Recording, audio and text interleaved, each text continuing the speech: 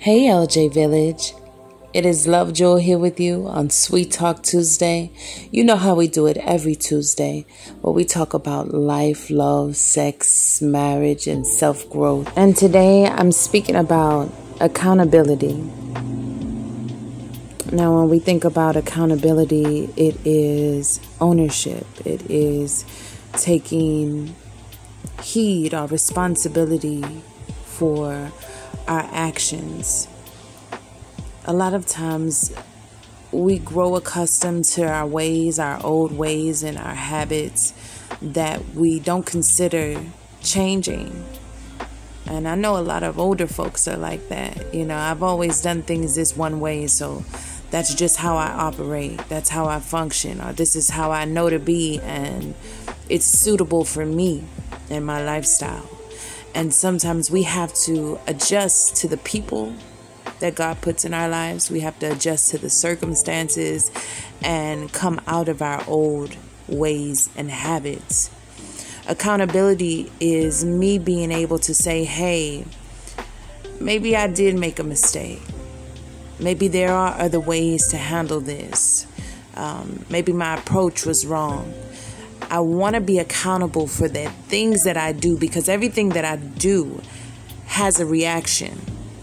And that reaction can be a domino effect amongst the people around me, or just in my environment, the settings in my environment. Because what energy that we put out, the energy we put out affects everybody. Our lack of accountability is the very cause of repeated cycles and generational curses. And how do we break generational curses?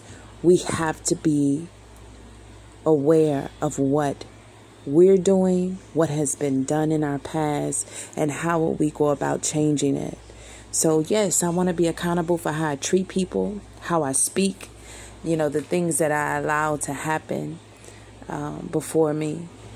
Taking accountability is a power in itself. It's a superpower, because that's a hard task for people to do.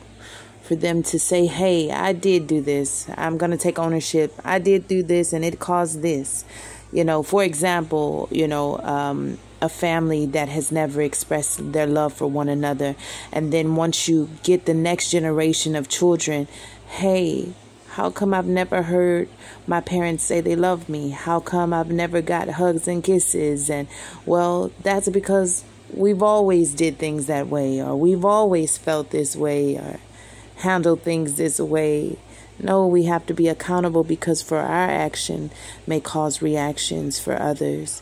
And for every person is different. Every character is different. You may have one child who's okay with not hearing I love you, and they become strong and successful. And, the other may be a weaker spirit where they need that. They need to hear I love you, or need hugs, or to be able to cope in the world. So these are things that we have to be aware about, and we have to be accountable every day. And we have to be willing to adjust and to be open-minded about everything around us. If we refuse to be accountable, we can never fully live up to our potential. We can never fully live in our truth.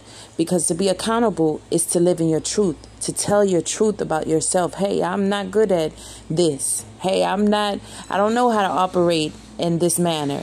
We have to be able to express that about ourselves so that we are accountable. It's a big deal to be accountable. And so I want you to tap into that strength, because a lot of us are not there yet. A lot of people that I've had discussion with, and when we've brought out those perspectives, it's been an eye-opener that we don't realize how our habits and our ways can affect others and affect our settings. So I encourage you to be accountable for the things that you do, and be intentional with the way that you love people and treat people, so that it's easier to do your self-work, and it's easy for you to progress and be successful. So y'all know how we do. We tap into our strengths. Did I just say that backwards? But y'all know how it goes. We drink our water, we meditate, and we tap into our strengths. Peace and love.